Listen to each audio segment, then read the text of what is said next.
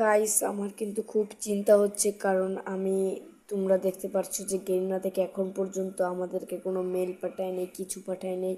তোমরা দেখতে পাচ্ছ যে এই জায়গায় কালকের মেলটাই শো করছে, আর কোনো মেল পাঠায় নেই গেরিনা থেকে।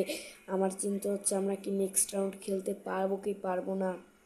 দেখো, আর গেরিনাকে এটা কিন্তু গেরিনা আমাদের সাথে নাইন সাপি করতেছে, কারণ যে আমরা প্রথম ম্যাচটায় গেছি 3য় নাম্বার, আর দ্বিতীয়টায় গেছি 2য় নাম্বার। গেরিনা আমাদেরকে এ জায়গায় বলেই দিয়েছিল যে 3টা টিমের মধ্যে থাকলেই আমরা কোয়ালিফাইতে চলে যাব। তো আমরা তো 3টে টিমের মধ্যেই ছিলাম, তো তারপর আমাদেরকে নেয় নেয়। তো এটা কিন্তু গেরিনা আমাদের সাথে নাইন সাপি করছে। আর এই জায়গায় দেখো কালকে ডেটটাই দেখাচ্ছে। তো গাইস, এখন আমরা কি করব সেটা তোমরা এখনই কমেন্ট করে বলো। আমরা কি গেরিনাকে মেসেজ করব আর কিভাবে করব সেটা কমেন্ট করে বলো।